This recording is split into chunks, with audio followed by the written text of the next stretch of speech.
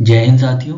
इस वीडियो में हम लोग जनवरी 2024 के थीम्स करेंगे, रैंकिंग्स करेंगे और जो भी इंडेक्स और अवार्ड्स दिए गए हैं जनवरी 2024 के वो पूरे कवर करेंगे। तो इसमें 4 डायमेंशंस कवर होंगे इस पूरे वीडियो में। वीडियो 1 घंटे का होगा पर बहुत ही कॉम्प्रिहेंसिव होगा।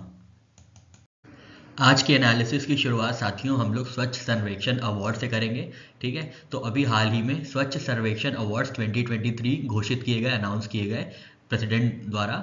इसमें हम लोग देख लेते हैं कि क्या क्या इंपॉर्टेंट पॉइंट्स हैं। ठीक है, तो सबसे पहले ये देखेंगे कि स्वच्छ सर्वेक्षण जो सर्वे होता है उसको कौन ऑर्गेनाइज करता है या कौन इसको कंडक्ट कराता है। ठीक है, तो ministry of housing and urban affairs इसको कंडक्ट करता है।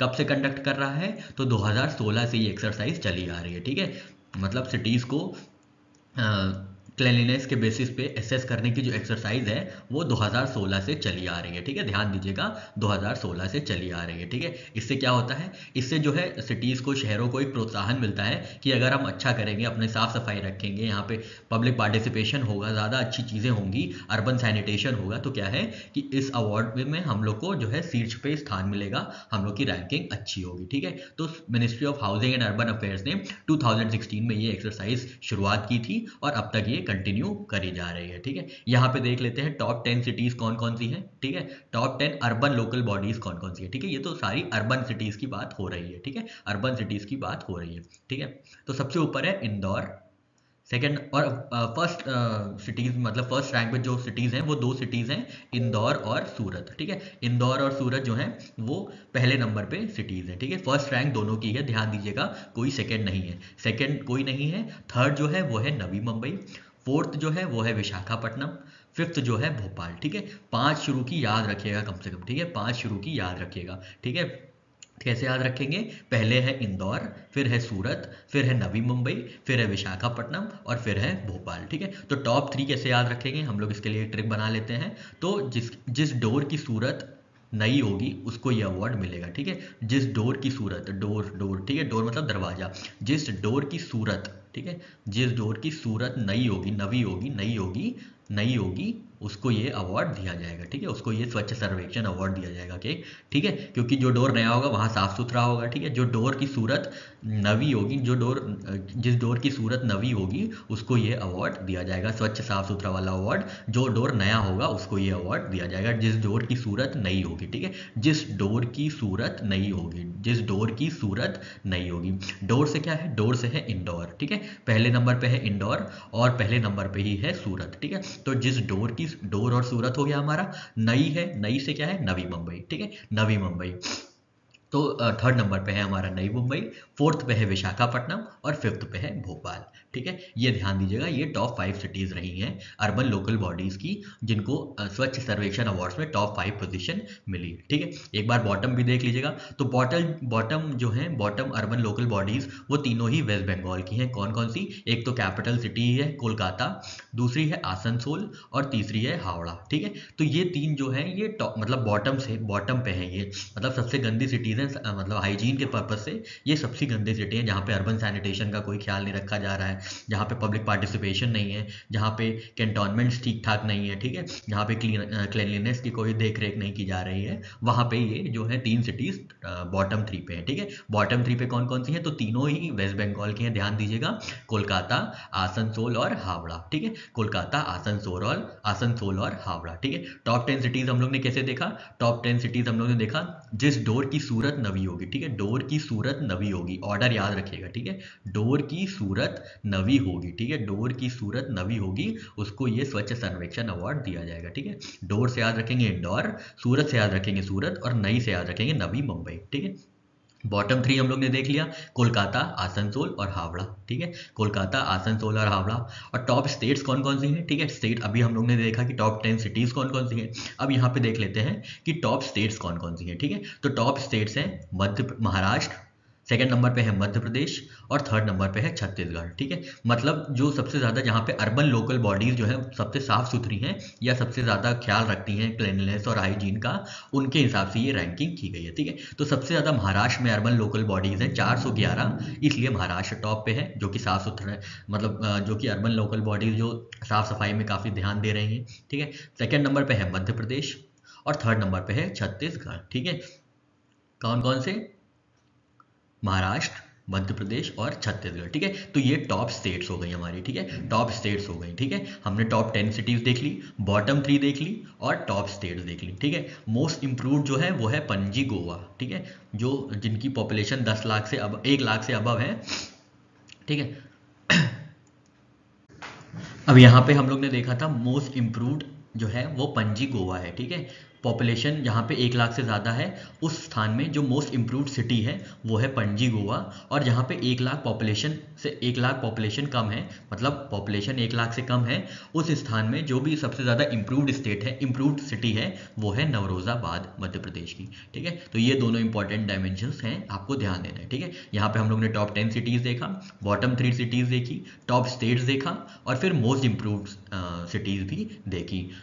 कौन से बेसिस पे? 1 लाख पॉपुलेशन के बेसिस पे। ठीक है, 1 लाख से ज़्यादा वाली जो सिटी थी जो मोस्ट इम्प्रूव्ड थी वो थी पणजी गोवा, और जो उससे 1 लाख से कम जनसंख्या वाली जो सिटी थी मोस्ट इम्प्रूव्ड सिटी वो थी नवरोजाबाद एमपी। ठीक है, वो थी नवरोजाबाद एमपी। ठीक है, चलिए कुछ और चीज़ें हैं हम लोग नेक्स्ट स्लाइड में देख लेते हैं।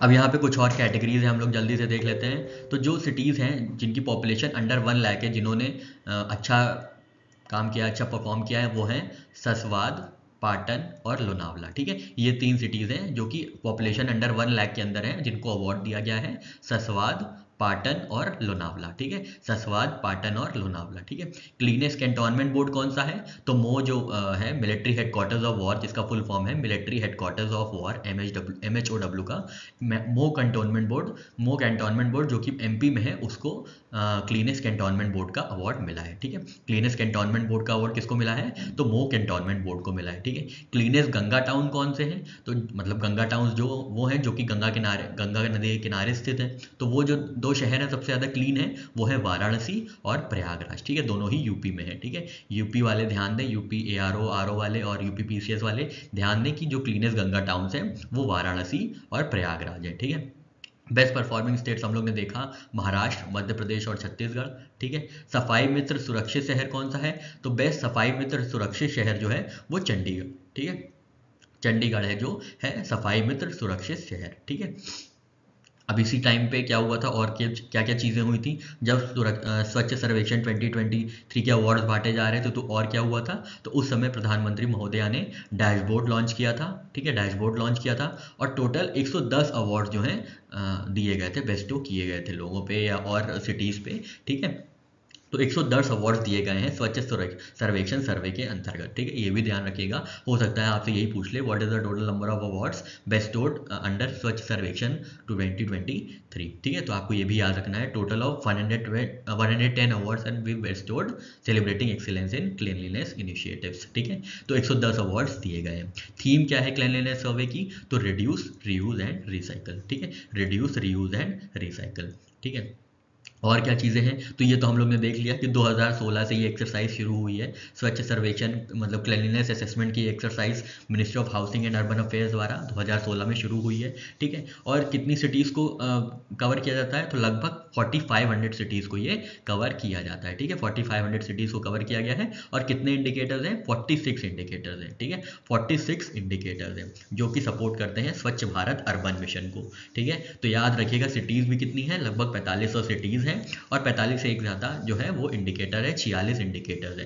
ठीक है, तो यहाँ पे हम लोग ने स्टैटिक पार्ट देख लिया कि कब शुरू हुआ था, कितने इंडिकेटर्स हैं, कितनी सिटीज़ हैं, और फिर यहाँ पे हम लोग ने पूरा करंट पार्ट देख लिया कि इस बार की थीम क्या है, किसको कौन सा अवार्ड मिला है, गंगा टाउन्स कौन से हैं, कैंटोनमेंट बोर्ड कौन सा क्लीनेस्ट है। ठीक है, सफाई मित्र सुरक्षित शहर कौन सा है। तो ये सब बातें हम लोग ने देख ली। ठीक है साथियों, आशा करते हैं आपको चीज़ें सारी समझ में आ गई होंगी। हम लोग बढ़ेंगे अब अपने क्वेश्चन की ओर।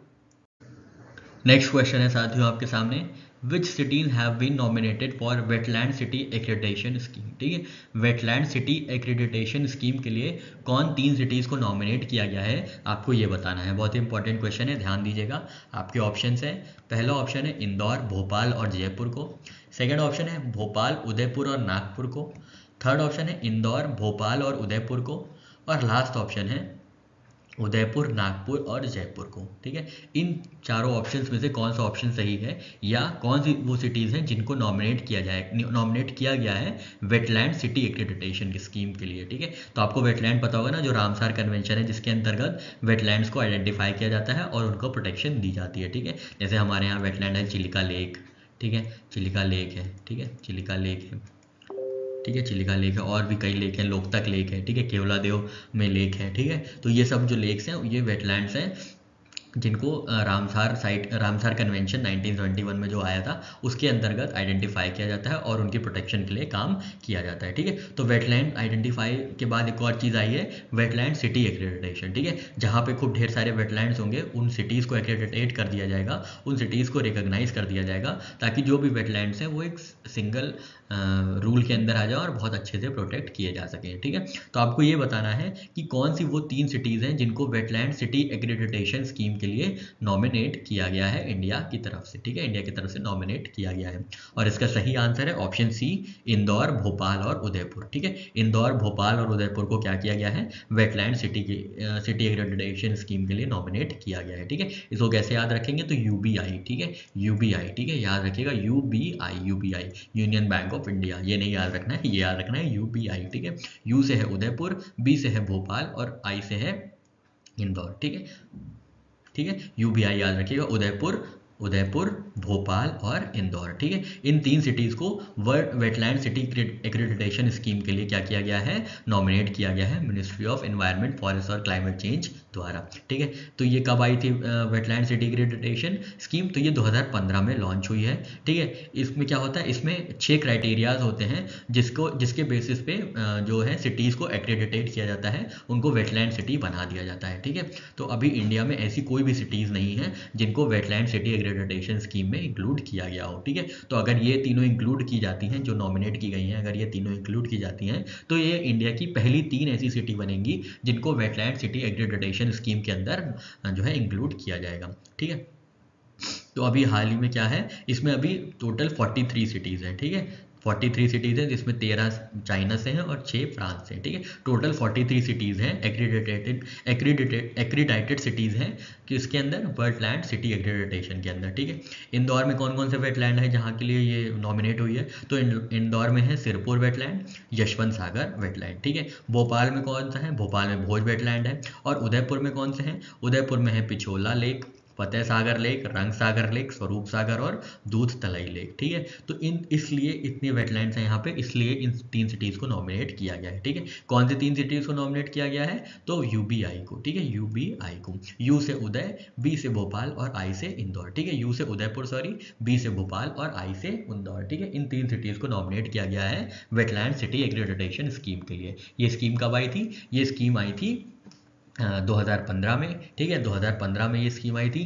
क्या क्राइटेरिया, कितने क्राइटेरियाज हैं, तो ये 6 क्राइटेरियाज इंटरनेशनल क्राइटेरियाज हैं जिसके बेसिस पे सिटीज़ को एक्रेडिटेट किया जाता, एक्रेडिटेशन मिलता है, वेटलैंड सिटी एक्रेडिटेशन मिलता है 6 इंटरनेशनल क्राइटेरिया के बेसिस पे। और इंडिया की अभी एक भी सिटी इसमें इंक्लूड नहीं की गई है, ठीक है। तो अगर ये इंक्लूड हो जाती है तो बहुत अच्छी बात होगी और हमारे करंट अफेयर्स के पर्सपेक्टिव से ये क्वेश्चन और भी इंपॉर्टेंट हो जाएगा, ठीक है साथियों। आशा करते हैं यहाँ पे चीज़ें समझ में आ गई होंगी। बढ़ते हैं अपने नेक्स्ट करंट अफेयर की ओर।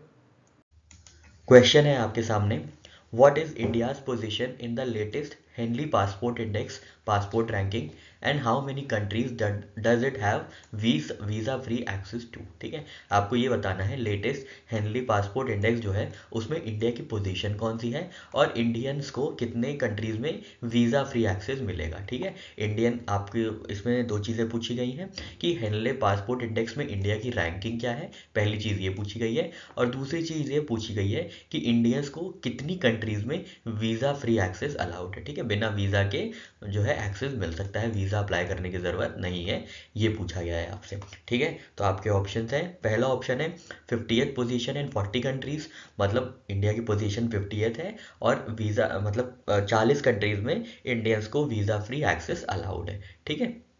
ये मतलब है ऐसे ऑप्शंस का, ठीक है। सेकेंड ऑप्शन है 120th पोजीशन है 90 कंट्रीज, थर्ड ऑप्शन है 100th पोजीशन 75 कंट्रीज और लास्ट ऑप्शन है 80th पोजीशन 62 कंट्रीज, ठीक है। तो साथियों इसका सही आंसर है ऑप्शन डी 80th पोजीशन और 62 कंट्रीज, ठीक है। अभी आप हाल ही में हेनले पासपोर्ट इंडेक्स लॉन्च हुआ है और इस लॉन्च के बाद ये पता चला है कि इंडिया की जो रैंकिंग है वो 80th है, मतलब 80 पोजीशन पे है इंडिया की रैंक।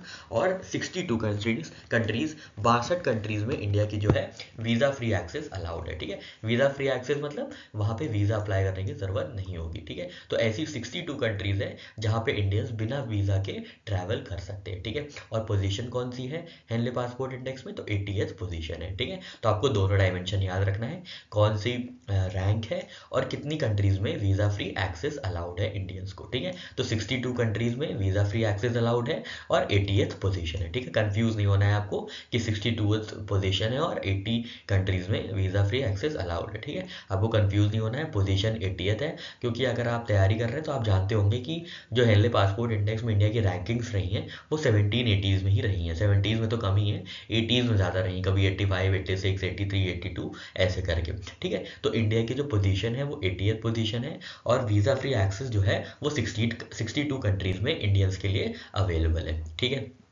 अब ये भी देख लेते हैं कि कौन नंबर 1 पे है। तो नंबर 1 पे 6 कंट्रीज है, कौन कौन सी, France, Germany, Italy, Japan, Singapore और स्पेन। ठीक है, तो इन लोग ने टॉप स्पॉट हासिल किया है हेनले पासपोर्ट इंडेक्स में। ठीक है, तो ये इनके इनके पासपोर्ट से आपको क्या होगा, 194 डेजिग्नेशंस में वीज़ा फ्री एक्सेस होगा। ठीक है, वीज़ा फ्री या वीज़ा ऑन अराइवल एक्सेस मिल जाएगा। ठीक है, कितनी डेस्टिनेशंस में, 194 डेस्टिनेशंस में। ठीक है, बड़ी बात है ये। और इंडिया को कंपैरेटिवली 62 कंट्रीज में ही सिर्फ वीज़ा ऑन अराइवल या वीज़ा फ्री एक्सेस की जो फैसिलिटी है वो प्रोवाइड की जाएगी। ठीक है, तो कौन कौन सी कंट्रीज एक बार देख लीजिए, France, Germany, Italy, Japan, Singapore और स्पेन। ठीक है, तो याद रखिएगा, जिस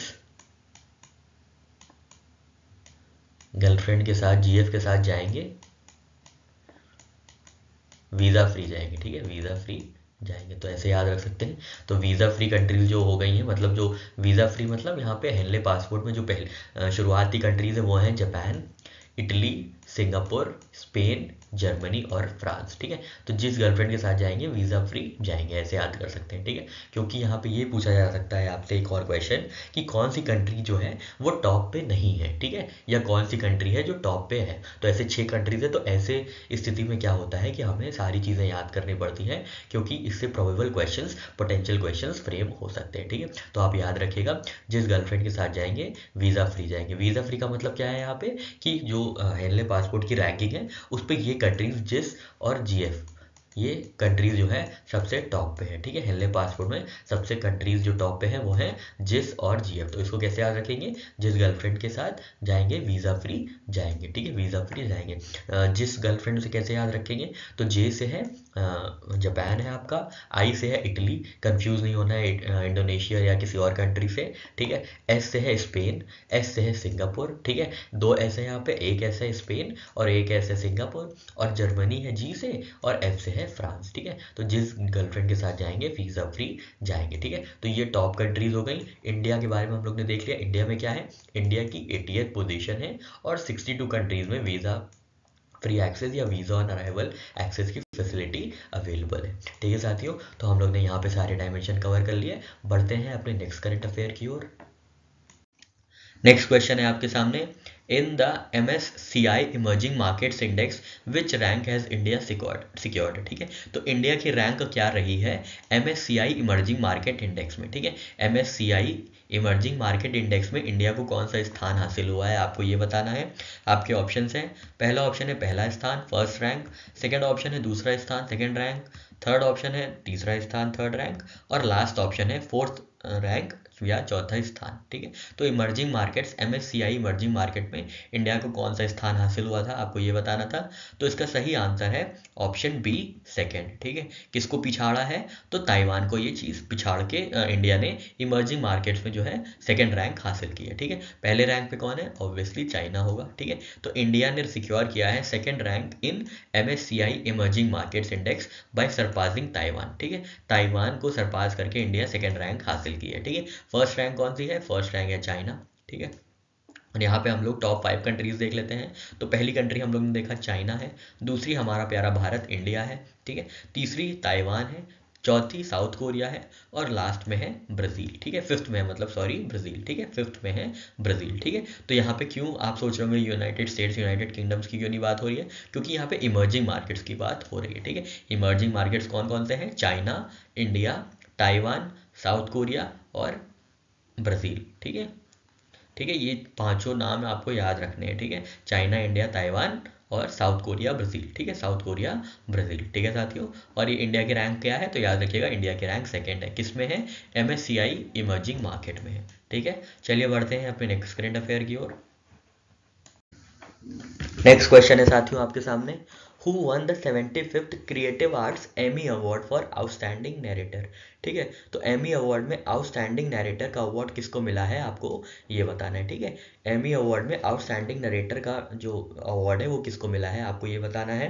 आपके ऑप्शन हैं, पहला ऑप्शन है डोनाल्ड ट्रंप, सेकेंड ऑप्शन है बराक ओबामा, थर्ड ऑप्शन है जो बाइडन और लास्ट ऑप्शन है जॉर्ज डब्ल्यू बुश, ठीक है। तो आउटस्टैंडिंग डायरेक्टर का अवार्ड किसको दिया गया है, क्रिएटिव आर्ट्स एमी अवार्ड में, 75th creative arts Emmy award में, ठीक है। तो इसका सही आंसर है ऑप्शन बी, बराक ओबामा, ठीक है। तो बराक ओबामा जो एक्स प्रेसिडेंट रहे हैं यूनाइटेड स्टेट्स के, फॉर्मर प्रेसिडेंट रहे हैं 2009 से 2017 तक, उनको 75th creative arts Emmy award में जो अवार्ड मिला है वो कैटेगरी किस कैटेगरी में मिला है, तो आउटस्टैंडिंग नरेटर की कैटेगरी में ये अवार्ड मिला है, ठीक है। किस चीज़ के लिए, तो इन्होंने डॉक्यूमेंट्री सीरीज में काम किया था, what we do all day the middle, ठीक है। ये नाम था डॉक्यूमेंट्री सीरीज का, नेटफ्लिक्स की डॉक्यूमेंट्री सीरीज थी जहाँ पे इन्होंने नरेट किया था बराक ओबामा साहब ने, जिसकी वजह से इनको क्रिएटिव आर्ट्स एमी अवार्ड में आउटस्टैंडिंग नरेटर की कैटेगरी में अवार्ड दिया गया है, ठीक है। तो ध्यान दीजिएगा इस क्वेश्चन का सही आंसर है बराक ओबामा, ठीक है, बराक ओबामा, ठीक है। चलिए बढ़ते हैं अपने नेक्स्ट करंट अफेयर की ओर।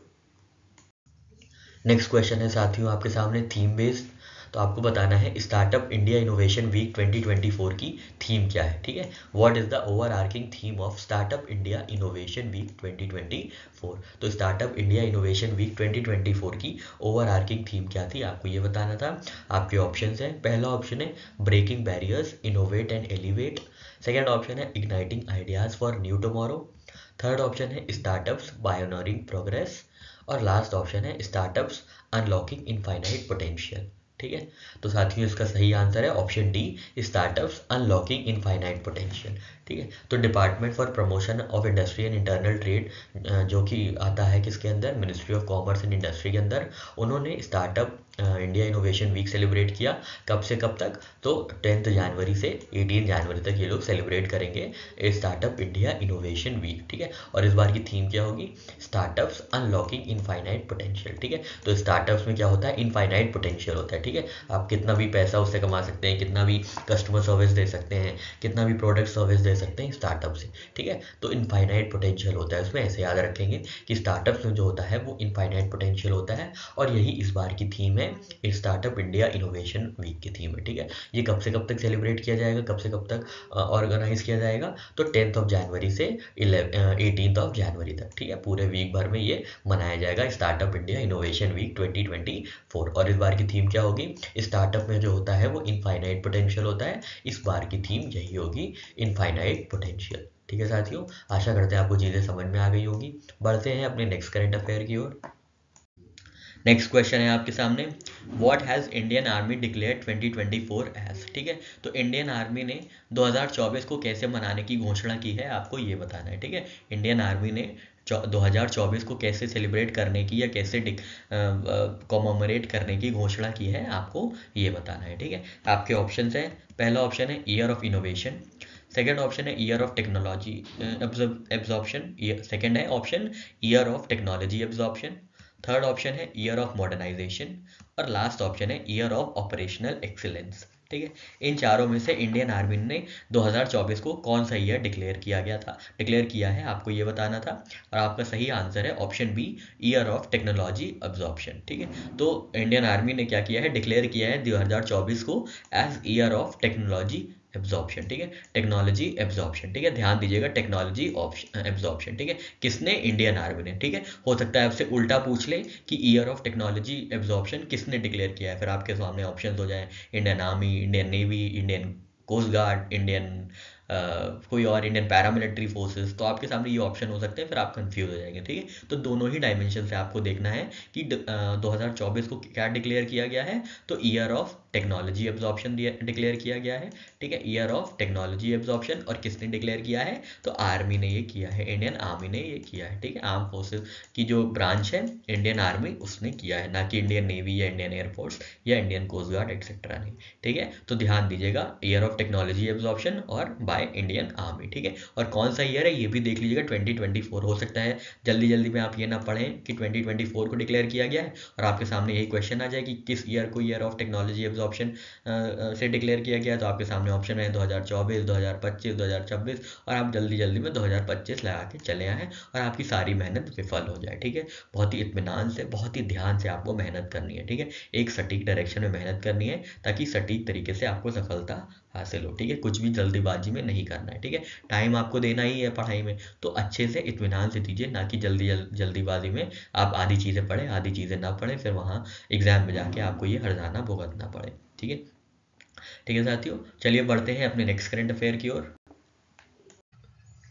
नेक्स्ट क्वेश्चन है आपके सामने, Which state has ranked first for third consecutive year in recording highest entries on interoperable criminal justice system platform?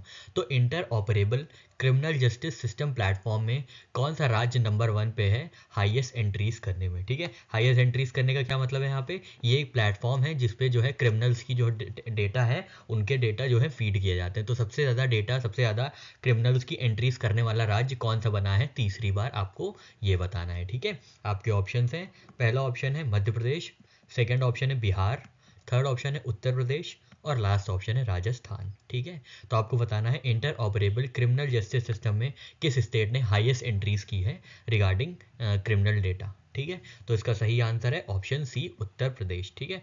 Option C Uttar Pradesh सही आंसर है।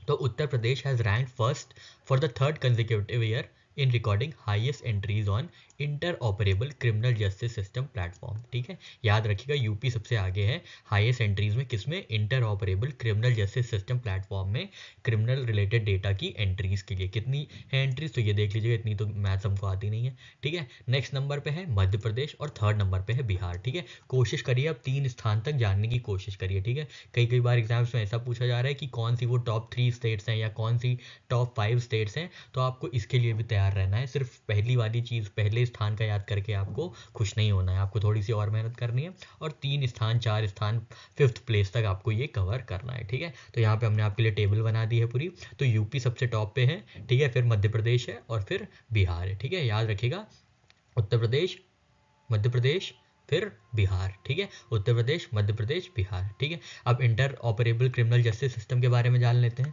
तो ये एक इनिशिएट किया गया था सुप्रीम कोर्ट की ई कमेटी द्वारा, ठीक है। उन्होंने बोला था कि कोई एक ऐसा जस्टिस प्लेटफॉर्म सेटअप कीजिए जिसमें जो है क्रिमिनल डेटा की एंट्रीज हो सकें, ठीक है, और जो ऑल इंडिया ऑपरेशनल हो सकें, ठीक है, ऑल इंडिया में एक्सेसिबल हो सकें किसी भी स्टेट में, ठीक है। मान लीजिए केरला का कोई क्रिमिनल डेटा है, वो बिहार भी एक्सेस कर सकता है, अब यूपी एक्सेस कर सकता है, तो पूरा इंडिया के सारे स्टेट्स वो एक्सेस कर सकते हैं, ठीक है।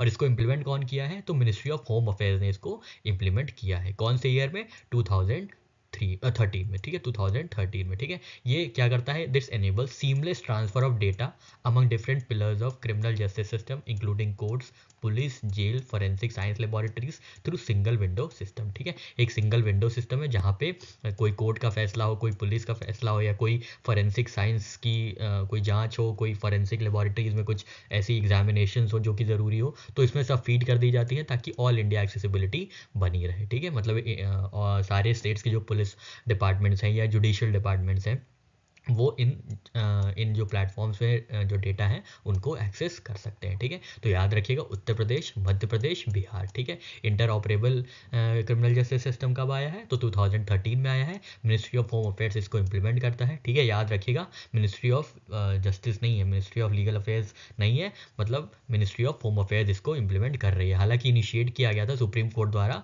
पर इम्प्लीमेंट कौन कर रहा है, तो मिनिस्ट्री ऑफ होम अफेयर्स, ना कि मिनिस्ट्री ऑफ लीगल अफेयर्स, ठीक है। चलिए बढ़ते हैं अपने नेक्स्ट करंट अफेयर की ओर।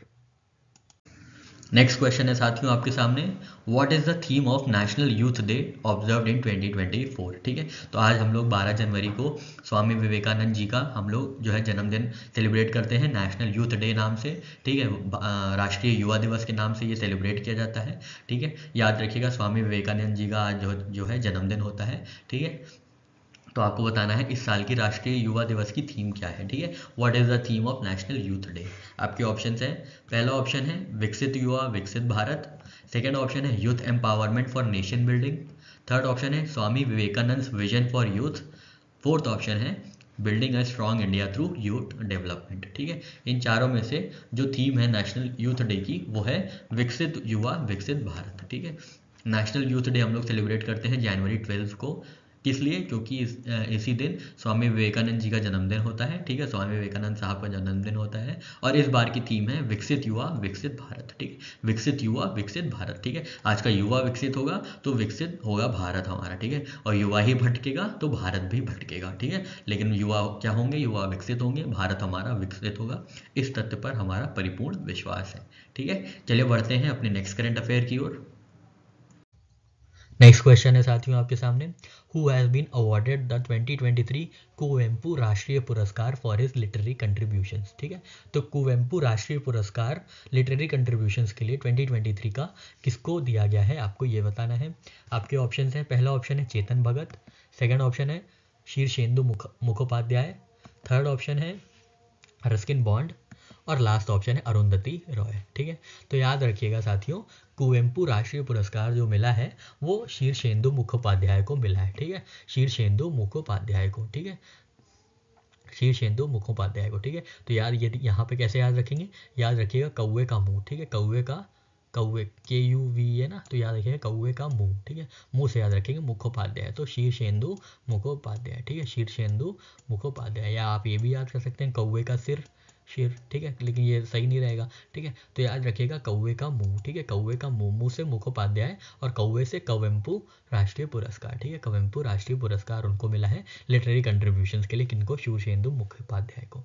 ठीक है, और ये नेशनल अवार्ड है जो कुवेम्पू राष्ट्रीय पुरस्कार, ये नेशनल अवार्ड है जो कि कन्नड़ पोएट कुवेम्पू के नाम पे रखा गया है। ठीक है, उनके नाम पे ये इंस्टॉल किया गया है। ठीक है, कन्नड़ पोएट थे कुवेम्पू साहब, उनके उसमें इनके कमोमरेशन में ये अवार्ड दिया जाता है। किसको दिया गया है? कौवे सा मुंह मुखोपाध्याय। ठीक है, कौवे सा मुंह, कौवे से क्या है? कुवेम्पू, और मुंह से क्या है? मुखोपाध्याय, शीर्षेंदु मुखोपाध्याय। ठीक है साथियों, आशा करते हैं आपको ये ट्रिक समझ में आ गई होगी। बढ़ते हैं अपने नेक्स्ट करंट अफेयर की ओर। नेक्स्ट क्वेश्चन है आपके सामने, what are the themes for world day of war orphans in 2024। ठीक है, world day of war orphans की थीम क्या है 2024 की, आपको ये बताना है। क्योंकि इसकी दो थीम बनाई गई हैं इसलिए ये क्वेश्चन इंपॉर्टेंट हो जाता है। ठीक है, तो आपके ऑप्शन है, पहला ऑप्शन देखिए आप लोग, A children rights matter and peace for orphans, second option है orphan lives matter and standing up for war affected children, third option है war victims day and global harmony, और लास्ट ऑप्शन है orphan hope and war stricken future. ठीक है, तो आपको बताना है कि world day of war orphans 2024 की थीम क्या रही है 2024 में। ठीक है, तो इसका सही आंसर है option B, orphan lifes matter and standing up for war affected children. ठीक है, तो 6 जनवरी को हम लोग सेलिब्रेट करते हैं world day of war orphans. तो इस बार की दो पावरफुल थीम्स रखी गई हैं। ठीक है, कौन कौन सी? ऑर्फन लाइफ्स मैटर, ठीक है, ऑर्फन लाइफ्स मैटर और standing up for war affected children. ठीक है, ऑर्फन लाइफ मैटर और standing up for war affected children. ठीक है, दो पावरफुल थीम्स है, ध्यान दीजिएगा। आपको कंफ्यूज करने के लिए दोनों दे सकते हैं और ये पूछ सकते हैं कि कौन सी थीम नहीं है। ठीक है, तो आप इसमें कंफ्यूज हो सकते हैं। ठीक है, तो ध्यान दीजिएगा कि ऑर्फन लाइफ्स मैटर और standing up for war affected children जो है इस बार की थीम है world day of war orphans की, जो हम लोग सेलिब्रेट करते हैं 6 जनवरी 2024 को। ठीक है, चलिए बढ़ते हैं अपने नेक्स्ट करंट अफेयर की ओर। नेक्स्ट क्वेश्चन है साथियों आपके सामने, where was 58th DGP IGP conference 2023 held. ठीक है, तो 58th DGP IGP कॉन्फ्रेंस कहाँ पे हुई थी 2023 में, आपको ये बताना है। ठीक है, 58th DGP IGP कॉन्फ्रेंस 2023 ये कहाँ पे आयोजित की गई थी। आपके ऑप्शन हैं, पहला ऑप्शन है न्यू दिल्ली, सेकेंड ऑप्शन है मुंबई, थर्ड ऑप्शन है कोलकाता और लास्ट ऑप्शन है जयपुर। ठीक है। तो इसका सही आंसर है 58th director general of police या inspector general of police conference जो हुई थी वो जयपुर में हुई थी। ठीक है, वो कहाँ हुई थी? जयपुर में हुई थी, ध्यान दीजिएगा। ठीक है, 58 एडिशन था डीजीपी आईजीपी कॉन्फ्रेंस का। ठीक है, कहाँ पे हुई थी? राजस्थान इंटरनेशनल सेंटर इन जयपुर। ठीक है, याद रखिएगा, पुलिस की जय। ठीक है, पुलिस की जय, पुलिस की जय। ठीक है, पुलिस की जय। पुलिस से क्या याद रखेंगे? पुलिस से याद रखेंगे DGP director general of police या इंस्पेक्टर जनरल ऑफ पुलिस। ठीक है, और जय से क्या रखेंगे? जयपुर, जयपुर। ठीक है, पुलिस कॉन्फ्रेंस कहाँ हुई है? जय में हुई है, जयपुर में हुई है। ठीक है, पुलिस कॉन्फ्रेंस कहाँ हुई है? तो पुलिस की जय, तो पुलिस कॉन्फ्रेंस कहाँ हुई है? जयपुर में हुई है। और कौन सी एडिशन था? 58th एडिशन था। ठीक है, 58th एडिशन था। ठीक है, किसने इनॉग्रेट किया था? तो होम मिनिस्टर अमित शाह जी हैं, उन्होंने इनॉग्रेट किया था। क्योंकि जो पुलिस है उसकी पेरेंट मिनिस्ट्री जो है वो है मिनिस्ट्री ऑफ होम अफेयर्स। ठीक है, मिनिस्ट्री ऑफ होम अफेयर्स जो है पुलिस को कंट्रोल करती है सेंट्रल लेवल पे। ठीक है, मिनिस्ट्री ऑफ होम अफेयर्स। और मिनिस्टर कौन है होम अफेयर्स मिनिस्ट्री के? तो वो है अमित शाह जी, जिन्होंने ये इनॉग्रेट किया है 58वीं director general of police slash inspector general of police conference. कहाँ पे?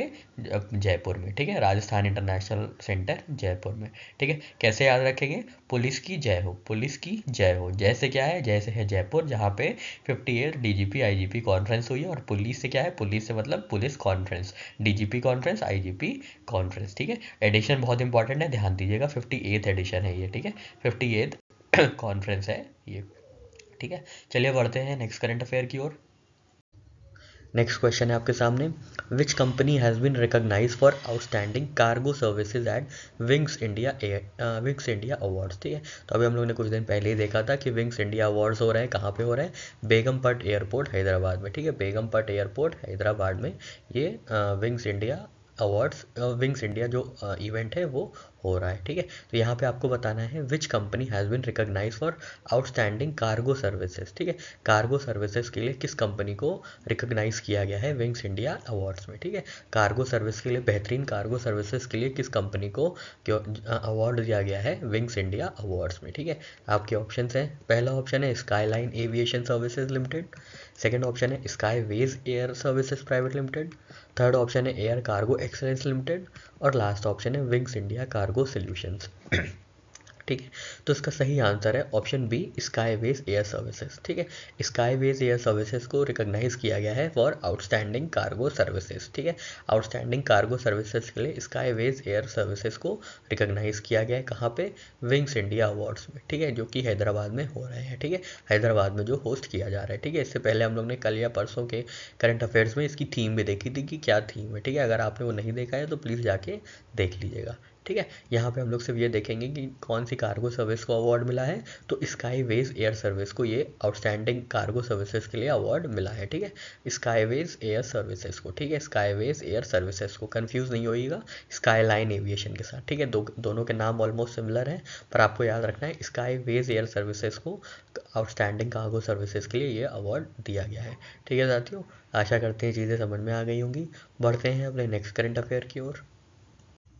नेक्स्ट क्वेश्चन है आपके सामने, at Wings India awards 2024 which airport was awarded best airport of the year. ठीक है, तो best airport of the year का अवार्ड किसको मिला है विंग्स इंडिया अवार्ड्स में, आपको ये बताना है। ठीक है, best airport of the year का अवार्ड किसको मिला है, किस एयरपोर्ट को मिला है, आपको बताना है विंग्स इंडिया अवार्ड्स 2024 में। ठीक है, आपके ऑप्शन हैं, पहला ऑप्शन है Rajiv Gandhi international airport Hyderabad, second option है Kempe Gowda international airport Bengaluru and Indira Gandhi international airport Delhi, third option है छत्रपति शिवाजी महाराज इंटरनेशनल एयरपोर्ट मुंबई, और लास्ट ऑप्शन है चेन्नई इंटरनेशनल एयरपोर्ट। ठीक है, इन चारों पांचों में से किसको best airport of the year का अवार्ड मिला है विंग्स इंडिया अवार्ड्स 2024 में?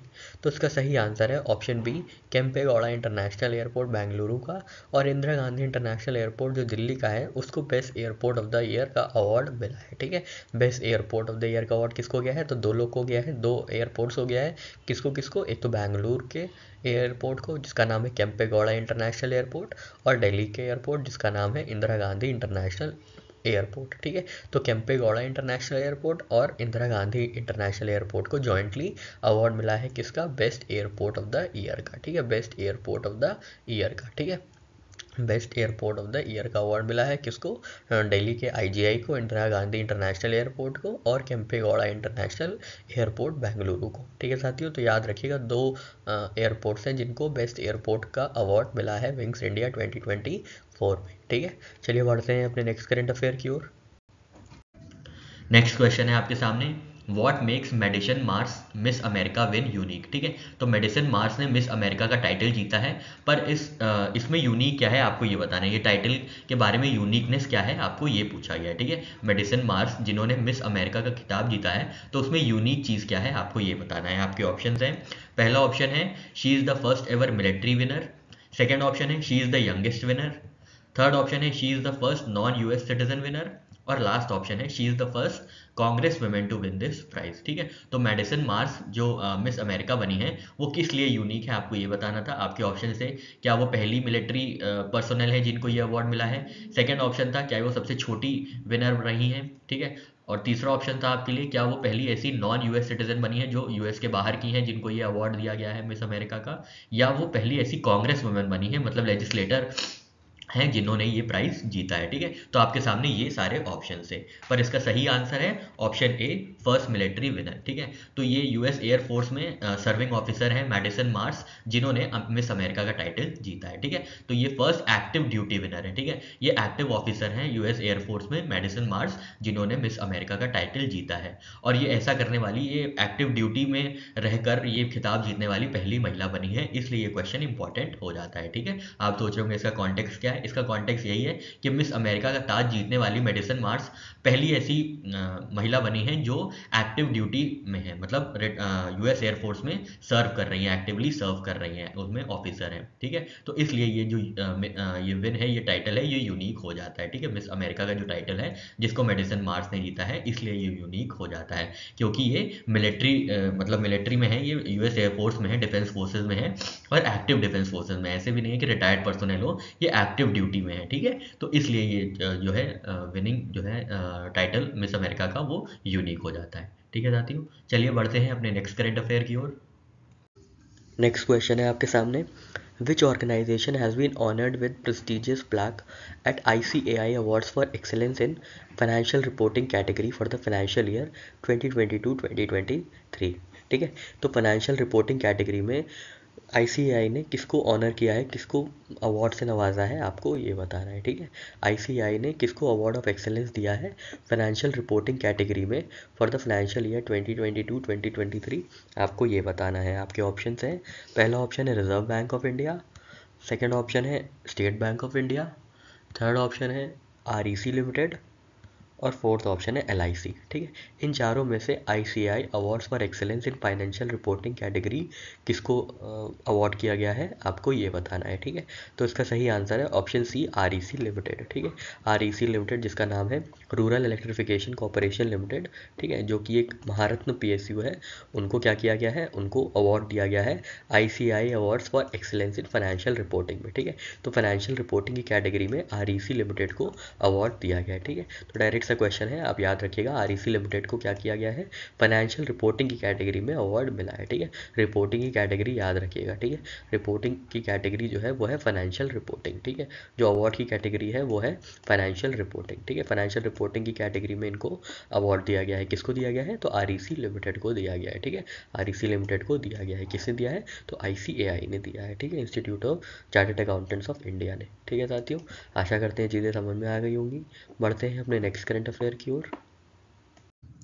नेक्स्ट क्वेश्चन है आपके सामने, what is India's rank in 2024 global fire power military strength rankings. ठीक है, तो इंडिया का स्थान क्या है global fire power military strength rankings में, आपको ये बताना है। ठीक है, किसका स्थान, भारत का क्या स्थान रहा है 2024 global fire power military strength rankings में। ठीक है, आपके ऑप्शन है, पहला ऑप्शन है फर्स्ट, सेकेंड ऑप्शन है सेकेंड, थर्ड ऑप्शन है थर्ड, और लास्ट ऑप्शन है फोर्थ। ठीक है, तो इंडिया की रैंकिंग क्या रही है global fire power military strength में, आपको ये बताना था, और इसका सही आंसर है ऑप्शन डी, फोर्थ। ठीक है, इंडिया जो है global fire military strength ranking में कितने नंबर पे है, फोर्थ नंबर पे। ठीक है, इंडिया क्लेम फोर्थ स्पॉट है। ठीक है, पहले पे कौन है, पहले पे ऑब्वियसली यूएस है। ठीक है, सेकंड पे रशिया, थर्ड पे चाइना, और फिर इंडिया। ठीक है, और लास्ट भी देख लीजिएगा, लास्ट कौन है, तो लास्ट है भूटान। ठीक है, लास्ट कौन है इस रैंकिंग में, तो लास्ट है भूटान, ध्यान दीजिएगा। ठीक है, URCI, ठीक है, URCI, ठीक है। पहले नंबर पे कौन है? US, सेकंड पे है रशिया, थर्ड पे है चाइना और फोर्थ पे है इंडिया, ठीक है। इंडिया फोर्थ पे है, ध्यान दीजिएगा। और लास्ट पे कौन है? लास्ट में है भूटान, ठीक है, लास्ट में है भूटान, ठीक है। क्योंकि ये लोग बहुत ही शांति प्रिय देश हैं, पीसफुल नेशन है। ये लोग मिलिट्री, अपनी खुद की मिलिट्री भी नहीं है शायद, या बहुत ही छोटी सी मिलिट्री आर्मी इनकी है। और इनकी जो भी जीडीपी होती है वो मेजर जो है डेवलपमेंट में जाती है, ना कि फायर पावर या मिलिट्री स्ट्रेंथ को अक्यूमुलेट करने में। इसलिए भूटान की जो रैंक है वो लास्ट है, ठीक है। ये एक कॉन्टेक्स्ट है, आप याद रखिएगा, ठीक है। तो यहाँ पे ये याद रखना है कि जो टॉप 4 रैंकिंग्स हैं उसमें कौन कौन है global fire power military strength में। तो पहले नंबर पे है यूनाइटेड स्टेट्स, सेकंड पे है रशिया, थर्ड पे है चाइना और लास्ट फोर्थ पे है इंडिया, ठीक है। ये 4 टॉप रैंकिंग्स आप याद रखिएगा, ठीक है साथियों। चलिए बढ़ते हैं अपने नेक्स्ट करंट अफेयर की ओर। नेक्स्ट क्वेश्चन है आपके सामने। According to Edelman Trust Barometer 2024, what position does India hold in trust for business and NGOs, ठीक है। तो आपको बताना है Edelman Trust Barometer के हिसाब से इंडिया की रैंक क्या है, किसमें? ट्रस्ट फॉर बिजनेस और एनजीओज में, ठीक है। ट्रस्ट फॉर बिजनेस और नॉन गवर्नमेंटल ऑर्गेनाइजेशंस में इंडिया की रैंक क्या है as per Edelman Trust Barometer, ठीक है। आपके ऑप्शंस हैं, पहला ऑप्शन है फर्स्ट रैंक है, सेकंड ऑप्शन है सेकंड रैंक है, थर्ड ऑप्शन है थर्ड रैंक है और लास्ट ऑप्शन है फोर्थ रैंक है, ठीक है। इन चारों में से कौन सी रैंक है इंडिया की, किसमें? ट्रस्ट फॉर बिजनेसेस और एनजीओज में, ठीक है। तो इसका सही आंसर है ऑप्शन ए, फर्स्ट रैंक है इंडिया की, ठीक है। इंडिया की जो रैंक है ईडल ट्रस्ट बैरोमीटर के अनुसार वो फर्स्ट है, किस सेगमेंट में? तो बिजनेस, ट्रस्ट फॉर बिजनेस और नॉन गवर्नमेंटल ऑर्गेनाइजेशंस में, ठीक है। Trust for business and non governmental organisations में इंडिया की जो रैंक है वो फर्स्ट है, ठीक है। अब हम लोग यहाँ पे पूरी चीज़ें देख लेते हैं। तो यहाँ पे ये देखिए, ये जो टेबल है, ये सॉरी कॉलम है, ये इंडिया की रैंकिंग बता रहा है, ठीक है। इंडिया की रैंकिंग बता रहा है, ठीक है। तो गवर्नमेंट ट्रस्ट में सबसे ऊपर कौन है? गवर्नमेंट ट्रस्ट में पहले नंबर पे है सऊदी अरेबिया और इंडिया की जो रैंक है वो फिफ्थ है, ठीक है। India secures fifth rank in government trust, ठीक है। मीडिया ट्रस्ट में चाइना की, पता नहीं चाइना की कैसे फर्स्ट रैंक है, ठीक है। चलिए ठीक है, China leads in media trust and India is fourth, ठीक है। इंडिया की यहाँ पे फोर्थ रैंक है। एम्प्लॉयर ट्रस्ट में पहला नंबर पे है इंडोनेशिया और सेकंड नंबर पे है इंडिया, ठीक है। इंडिया जो है क्लोजली फॉलो करता है एम्प्लॉयर ट्रस्ट में इंडोनेशिया को, ठीक है। और ओवरऑल ट्रस्ट इंडेक्स जो है उसमें पहले नंबर पे है चाइना और दूसरे नंबर पे है इंडिया, ठीक है। दूसरे नंबर पे है इंडिया, ये याद रखिएगा कि इंडिया जो है दूसरे नंबर पे है ओवरऑल ट्रस्ट इंडेक्स में एडलमैन ट्रस्ट बैरोमीटर 2024 के अनुसार, ठीक है। तो यहाँ पे हम लोग ने सारी बातें देख ली कि जो इंडिया की फर्स्ट पोजीशन है वो किस में है, तो बिजनेस और नॉन गवर्नमेंटल ऑर्गेनाइजेशंस में है, ठीक है। फोर्थ किस में है? फोर्थ मीडिया ट्रस्ट में है। आपको ये पर्टिकुलर रैंकिंग्स नहीं याद रखनी है, बस एक फर्स्ट रैंक वाली याद रखनी है। फर्स्ट रैंक किस में है? तो फर्स्ट रैंक है बिजनेस और एनजीओज में, ट्रस्ट फॉर बिजनेस और एनजीओज में। और ओवरऑल जो रैंक है ट्रस्ट इंडेक्स की, उसमें इंडिया की रैंक सेकेंड है, ठीक है। इंडिया की फर्स्ट रैंक है किसमें? ट्रस्ट फॉर बिजनेस और नॉन गवर्नमेंटल ऑर्गेनाइजेशंस में, और ओवरऑल ट्रस्ट इंडेक्स में इंडिया की रैंक है सेकंड, ठीक है। यही दो रैंक्स इंपॉर्टेंट है आपके लिए यहाँ पे इस कॉन्टेक्स्ट में, ठीक है साथियों। आशा करते हैं चीजें समझ में आ गई होंगी। बढ़ते हैं अपने नेक्स्ट करंट अफेयर की ओर। नेक्स्ट क्वेश्चन है आपके सामने, थीम बेस्ड क्वेश्चन है। तो आपको बताना है इंडिया इंटरनेशनल साइंस फेस्टिवल की सेंट्रल थीम क्या है 2023 के लिए, ठीक है। What is the central theme of India International Science Festival 2023? आपके ऑप्शंस हैं, पहला ऑप्शन है innovations in science and technology, second option है Amritkaal a glimpse into the future, third option है science and technology public outreach in Amritkaal, और last option है advancements in scientific exploration, ठीक है। तो इसका सही आंसर है option C, science and technology public outreach in Amritkaal, ठीक है। तो इंडिया इंटरनेशनल साइंस फेस्टिवल 2023 जो है वो 17 जनवरी को शुरू हुआ था, ठीक है। 17 जनवरी को शुरू हुआ था, जिसमें क्या हुआ था, जिसमें इंडिया सेलिब्रेट कर रहा है अपना इंडिया साइंस और टेक अचीवमेंट्स, ठीक है। इंडिया के साइंस और टेक अचीवमेंट्स को सेलिब्रेट किया जा रहा है। और इसकी सेंट्रल थीम क्या है? तो इसकी सेंट्रल थीम है science and technology public outreach in Amritkaal, ठीक है। ध्यान दीजिएगा, थीम बहुत इंपॉर्टेंट है, science and technology public outreach in Amritkaal, ठीक है साथियों। आशा करते हैं चीज़ें समझ में आ गई होंगी। बढ़ते हैं अपने नेक्स्ट करंट अफेयर की ओर। ये देखिए, ये पीआईबी की न्यूज़ है, तो देख लीजिए, India International Science Festival 2023 celebrate किया जा रहा है, ठीक है। कहाँ पे सेलिब्रेट किया जाएगा? दिल्ली में सेलिब्रेट किया जाएगा, ठीक है। और कौन सा एडिशन सेलिब्रेट किया जा रहा है? तो 9th एडिशन जो है सेलिब्रेट किया जा रहा है इंडिया इंटरनेशनल साइंस फेस्टिवल का, ठीक है। कौन सा एडिशन है ध्यान दीजिएगा, इंडिया इंटरनेशनल साइंस फेस्टिवल का जो नाइन्थ एडिशन है वो सेलिब्रेट किया जा रहा है। और थीम क्या थी, ये तो हम लोग ने पीछे देखी, science and technology public outreach in Amrit Kaal. ये देखिए यहाँ पे थीम लिखी हुई है, ठीक है। और ये कुछ ऑर्गेनाइजेशन है जो उसमें पार्ट ले रही है, आपको ये ध्यान में नहीं रखना है। आपको ये ध्यान रखना है कि नाइन्थ एडिशन सेलिब्रेट किया जा रहा है with theme science and technology public outreach in Amrit Kaal, ठीक है साथियों। चलिए बढ़ते हैं अपने नेक्स्ट करंट अफेयर की ओर। यहाँ पे हम लोग कुछ इंपॉर्टेंट डेज और उनकी थीम्स देखेंगे।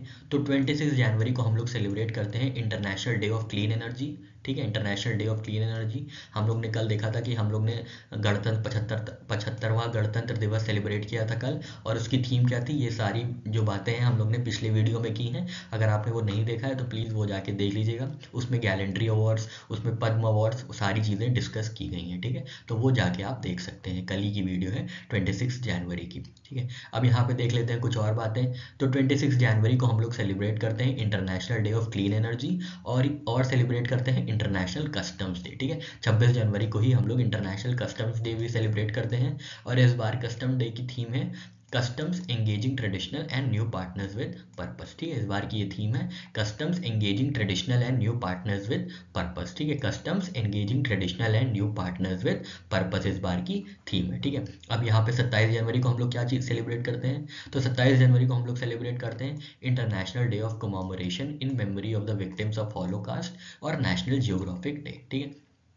तो आपको खैर हम आपको कितनी बार बताएं, हमेशा ये बताते रहें कि ये याद रखना थोड़ा सा हैसल हो जाता है कि आप इतनी चीज़ें याद रखें कि कौन से डे पे क्या चीज़ मनाई जाती है। कई बार तो एक ही दिन में दो चीज़ें मनाई जाती हैं, ठीक है। तो इसको याद करना थोड़ा सा कॉस्ट बेनिफिट एनालिसिस उतना नहीं होता है जितना आपको थीम याद करने से होता है, ठीक है। तो थीम आप अच्छे से याद करके जाइएगा, भले कोई आप एक बार इसको स्किप कर दें, इग्नोर कर दें कि कौन से दिन क्या क्या सेलिब्रेट किया जाता है, ठीक है। तो इस साल की कस्टम्स डे की थीम है customs engaging traditional and new partners with purpose.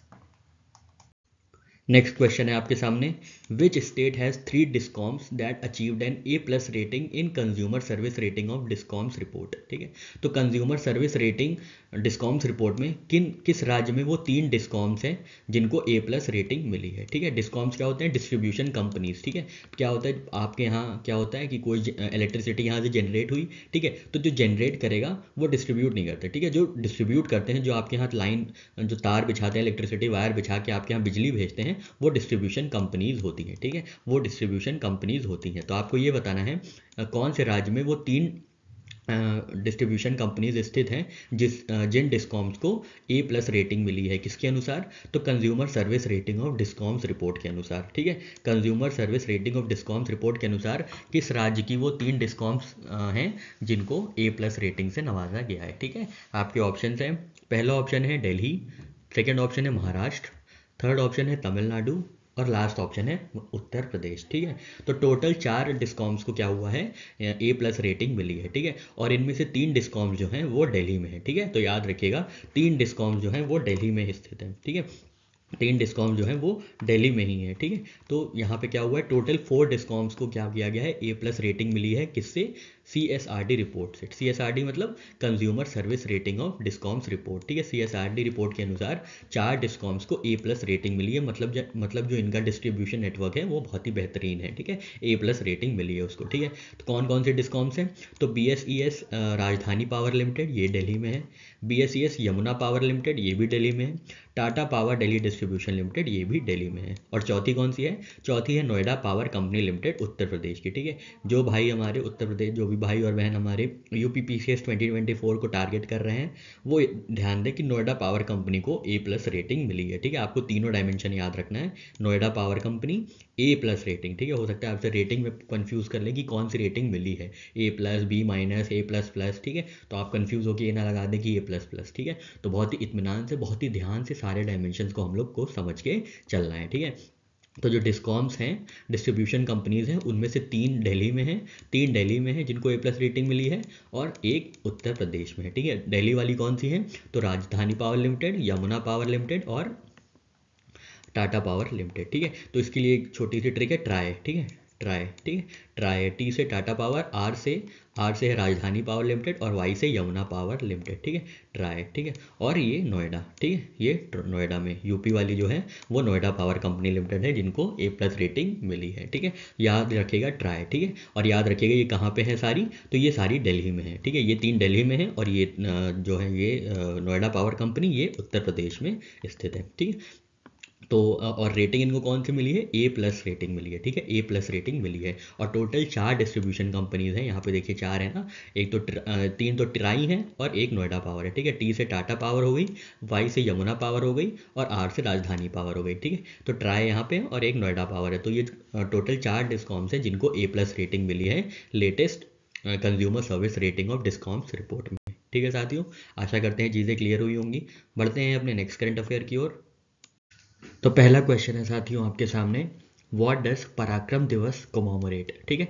पराक्रम दिवस किसको समर्पित है, किसको श्रद्धांजलि अर्पित करता है, आपको ये बताना है, ठीक है। कौन सा दिवस, पराक्रम दिवस, ठीक है। पराक्रम दिवस, ठीक है। पराक्रम दिवस किस चीज़, किसको श्रद्धांजलि देता है या किसको समर्पित है ये दिवस, आपको ये बताना है, ठीक है।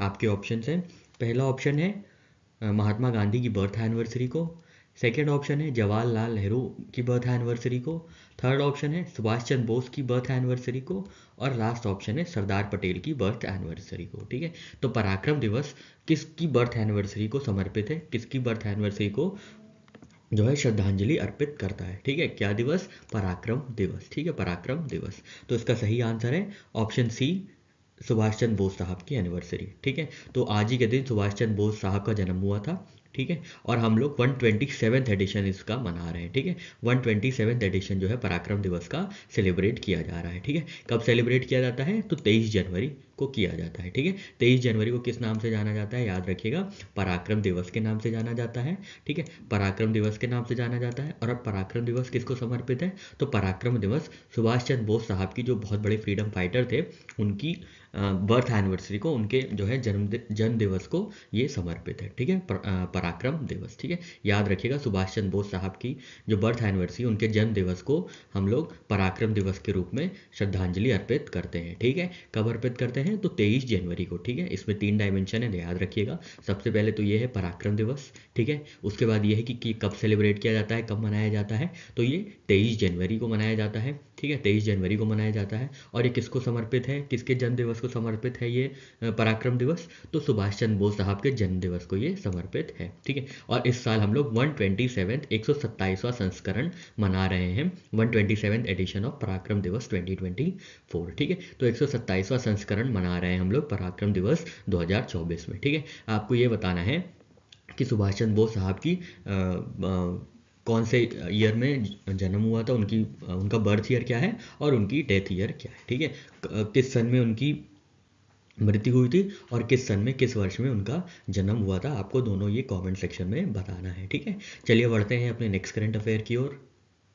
यहाँ पे कुछ बात कर लेते हैं कर्पूरी ठाकुर साहब के बारे में, जिनको अभी अनाउंस किया गया है कि भारत रत्न से नवाजा जाएगा, ठीक है। तो इनको पोस्टमसली मिलेगा, मतलब मरणोपरांत भारत रत्न जो है से सम्मानित किया जाएगा। भारत रत्न क्या है, तो इंडिया का हाईएस्ट सिविलियन अवार्ड है, ठीक है। ये कब, इनकी बर्थ ईयर कब है, तो ये जनवरी 1924 में पैदा हुए थे कर्पूरी ठाकुर साहब। पॉलिटिकल करियर देख लेते हैं, तो ये बिहार के 2 बार चीफ मिनिस्टर बने हैं, ठीक है। ये याद रखिएगा, बिहार के 2 बार चीफ मिनिस्टर रहे हैं कर्पूरी ठाकुर साहब, ठीक है। कब से कब तक, तो दिसंबर 1970 से 1971, फिर 1977 से अप्रैल 1979 तक, ठीक है। तो ये 2 अवधि के लिए ये चीफ मिनिस्टर बने थे, मुख्यमंत्री बने थे बिहार राज्य के, ठीक है। और ये सोशल जस्टिस, ये सामाजिक समता की बात करते थे, ठीक है। Strong advocate for under privilege, championing social and economic justice, ठीक है। इन्होंने लैंड रिफॉर्म्स लाए थे, किसके लिए, शेड्यूल कास्ट और शेड्यूल ट्राइब्स के अपलिफ्टमेंट के लिए इन्होंने लैंड रिफॉर्म्स किया था, ठीक है। लेगेसी क्या है, ये सोशियो इक्वालिटी को अपहोल्ड करते थे, ठीक है। वह सोशल इक्वालिटी, सामाजिक समता के बारे में बात करते थे, ठीक है। तो इसके लिए इम्पोर्टेंट, इस पीस ऑफ इंफॉर्मेशन में ये इंपॉर्टेंट है कि ये 2 बार बिहार के चीफ मिनिस्टर रहे हैं, कब कब से कब तक, तो 1970 से 1971 और 1977 से 1979, ठीक है। कर्पूरी ठाकुर साहब कहाँ के हैं, बिहार के हैं, ठीक है। नेक्स्ट क्वेश्चन है आपके सामने, when is national voters day celebrated in India. ठीक है, नेशनल वोटर्स डे कब सेलिब्रेट किया जाता है इंडिया में, आपको बताना है। आपके ऑप्शन है, पहला ऑप्शन है 15 जनवरी, सेकेंड ऑप्शन है 20 जनवरी, थर्ड ऑप्शन है 25 जनवरी और लास्ट ऑप्शन है 1 फरवरी। ठीक है, नेशनल वोटर्स डे कब सेलिब्रेट किया जाता है, तो इसका सही आंसर है ऑप्शन सी 25 जनवरी को। ठीक है, 25 जनवरी को हम लोग सेलिब्रेट करते हैं नेशनल वोटर्स डे, और इस बार की थीम है nothing like voting I vote for sure. ठीक है, ये पिछली बार की भी थीम थी और इस बार भी कंटिन्यू की गई है, nothing like voting I vote for sure. ठीक है, 25 जनवरी को ये सेलिब्रेट किया जाता है नेशनल वोटर्स डे। ठीक है, चलिए बढ़ते हैं नेक्स्ट करंट अफेयर की ओर। यहाँ पे नेशनल टूरिज्म डे की बात कर लेते हैं। तो नेशनल टूरिज्म डे सेलिब्रेट किया जाता है 25 जनवरी को, और इस बार की थीम है सस्टेनेबल जर्नीज टाइमलेस मेमोरीज। ठीक है, इसलिए ये इंक्लूड किया गया है क्योंकि इसमें थीम दी हुई है sustainable journeys and timeless memories. ठीक है साथियों, चलिए बढ़ते हैं नेक्स्ट करंट अफेयर की ओर। नेक्स्ट क्वेश्चन है आपके सामने, how many awardees were announced for प्रधानमंत्री राष्ट्रीय बाल पुरस्कार फॉर द ईयर 2024। ठीक है, तो कितने बच्चों को राष्ट्रीय बाल पुरस्कार से सम्मानित किया जाएगा 2024 में, आपको ये बताना है। आपके ऑप्शन हैं, पहला ऑप्शन है 15, सेकेंड ऑप्शन है 18, थर्ड ऑप्शन है 19 और लास्ट ऑप्शन है 20। ठीक है, तो 19 बच्चों को क्या किया जाएगा, राष्ट्रीय बाल पुरस्कार से सम्मानित किया जाएगा। ठीक है, तो प्रधानमंत्री राष्ट्रीय बाल पुरस्कार से 19 बच्चों को सम्मानित किया जाएगा, जिसमें 10 लड़कियां होंगी और 9 लड़के होंगे। ठीक है, फ्रॉम 11 स्टेट्स। ठीक है, तो ध्यान दीजिएगा, 9 लड़के होंगे और 10 लड़कियां होंगी, और टोटल 19 बच्चों को राष्ट्रीय बाल पुरस्कार से सम्मानित किया जाएगा। ठीक है, चलिए बढ़ते हैं नेक्स्ट करंट अफेयर की ओर। नेक्स्ट क्वेश्चन है आपके सामने, what is the theme of international day of education in 2024। ठीक है, इंटरनेशनल डे ऑफ एजुकेशन की थीम क्या है 2024 की, आपको ये बताना है। ठीक है, आपके ऑप्शन हैं, पहला ऑप्शन है empowering minds building futures, second option है learning for lasting peace, third option है इनोवेशन इन एजुकेशन और लास्ट ऑप्शन है एजुकेशन फॉर सस्टेनेबल डेवलपमेंट। ठीक है, इन चारों में से इंटरनेशनल डे ऑफ एजुकेशन की थीम क्या है, आपको ये बताना है, और इसका सही आंसर है लर्निंग फॉर लास्टिंग पीस। ठीक है, तो यहाँ पे हम लोग देख लेते हैं, तो हम लोग 24 जनवरी को ही सेलिब्रेट करते हैं इंटरनेशनल डे ऑफ एजुकेशन। ठीक है, और इस बार की थीम क्या है, इस बार की थीम है लर्निंग फॉर लास्टिंग पीस, और इस बार का जो संस्करण है, इस बार का जो एडिशन है वो 6th एडिशन है इंटरनेशनल डे ऑफ एजुकेशन का। ठीक है, लर्निंग फॉर लास्टिंग पीस इसकी थीम है, ध्यान दीजिएगा। ठीक है, ये तीनों डायमेंशन इंपॉर्टेंट है। कौन सी डेट को हम लोग सेलिब्रेट करते हैं इंटरनेशनल डे ऑफ एजुकेशन, तो 24 जनवरी को। ठीक है, कौन सा एडिशन हम लोग सेलिब्रेट कर रहे हैं, कौन सा संस्करण हम लोग सेलिब्रेट कर रहे हैं, तो 6th एडिशन सेलिब्रेट कर रहे हैं इंटरनेशनल डे ऑफ एजुकेशन का। और थीम क्या है, तो थीम है learning for lasting peace, learning for lasting peace. Next question है आपके सामने, in 2024 which observance of national girl child day is being marked. ठीक है, तो कौन सा संस्करण हम लोग नेशनल गर्ल चाइल्ड डे का मना रहे हैं 2024 में, आपको ये बताना है। ठीक है, कौन सा एडिशन है नेशनल गर्ल चाइल्ड डे 2024 का, आपको ये बताना है। आपके ऑप्शन हैं, पहला ऑप्शन है 10th, सेकेंड ऑप्शन है 15th, थर्ड ऑप्शन है 17th और लास्ट ऑप्शन है 20th। ठीक है, तो इसका सही आंसर है, हम लोग 17th national girl child day celebrate कर रहे हैं। ठीक है, और ये कब सेलिब्रेट किया जाता है, ये 24 जनवरी को सेलिब्रेट किया जाता है। ठीक है, 24 जनवरी को सेलिब्रेट किया जाता है, और हम लोग 17वां national girl child day celebrate कर रहे हैं। ठीक है, दोनों ही डायमेंशन इंपॉर्टेंट है, क्योंकि इस बार इसकी कोई थीम नहीं है, तो इसलिए थीम अभी आपको नहीं बताई गई है। जैसे अगर कुछ चीज़ डिसाइड होगी तो आपको बता दी जाएगी। ठीक है, अब तो क्या ही डिसाइड होगी, अब तो ये ऑलरेडी सेलिब्रेट हो चुकी है। ठीक है, तो याद रखिएगा 17 नेशनल गर्ल चाइल्ड डे हम लोग सेलिब्रेट कर रहे हैं। ठीक है, कब सेलिब्रेट करते हैं, तो 24 जनवरी को। ठीक है, चलिए बढ़ते हैं अपने नेक्स्ट करंट अफेयर की ओर। नेक्स्ट क्वेश्चन है आपके सामने, what was the theme of conference 5th international and 44th all India criminology conference. ठीक है, तो 5th international and 44th all India criminology conference की थीम क्या है, आपको ये बताना है। ठीक है, ऑल इंडिया क्रिमिनोलॉजी कॉन्फ्रेंस की थीम क्या है, आपको ये बताना है। आपके ऑप्शन हैं, पहला ऑप्शन है behavioural forensics reintegrating expanding contours of criminology and criminalistics, second option है advancements in forensic science, third option है डिजिटल ट्रांसफॉर्मेशन इन क्रिमिनोलॉजी और लास्ट ऑप्शन है global perspectives on crime prevention. ठीक है, तो आपका सही आंसर है इसमें ऑप्शन ए बिहेवियरल फॉरेंसिक्स। ठीक है, तो अभी हाल ही में क्या हुआ है, गांधीनगर गुजरात में क्या हुआ है, ऑल इंडिया क्रिमिनोलॉजी कॉन्फ्रेंस। ठीक है, क्रिमिनोलॉजी कॉन्फ्रेंस कहाँ पे हुई है, तो गांधीनगर गुजरात में ये ऑर्गेनाइज की गई थी, और इसकी थीम क्या थी, तो इसकी थीम थी behavioural forensics reintegrating expanding contours of criminology and criminalistics, ठीक है। तो ये थीम थी और ये वेन्यू था उसका, ठीक है, किसका, international sorry all India criminology conference का, ठीक है, international and all India criminology conference का, ठीक है। तो याद कैसे रखेंगे, कहाँ पे हुआ है, तो क्राइम याद रखिएगा, क्राइम कहाँ होता है, तो क्राइम होता है रात में, रात से याद रखेंगे गुजरात, ठीक है, रात से याद रखेंगे गुजरात में हुई है, गांधीनगर में हुई है, ठीक है, रात मतलब गुजरात, तो ये गुजरात में जो है होस्ट की गई है ऑल इंडिया क्रिमिनोलॉजी कॉन्फ्रेंस। और इसको याद करने के लिए, थीम याद करने के लिए याद रखिएगा क्रिमिनल बिहेवियर, ठीक है, बिहेवियर से याद रखेंगे बिहेवियरल फॉरेंसिक्स, ठीक है, क्रिमिनल बिहेवियर, ठीक है, क्रिमिनल बिहेवियर, ठीक है, बिहेवियरल से याद रखेंगे, थीम है इसकी behavioural forensics, reintegrating expanding contours of criminology and criminalistics, ठीक है साथियों। आशा करते हैं आपके सामने आपको ये करंट अफेयर की ट्रिक समझ में आ गई होगी।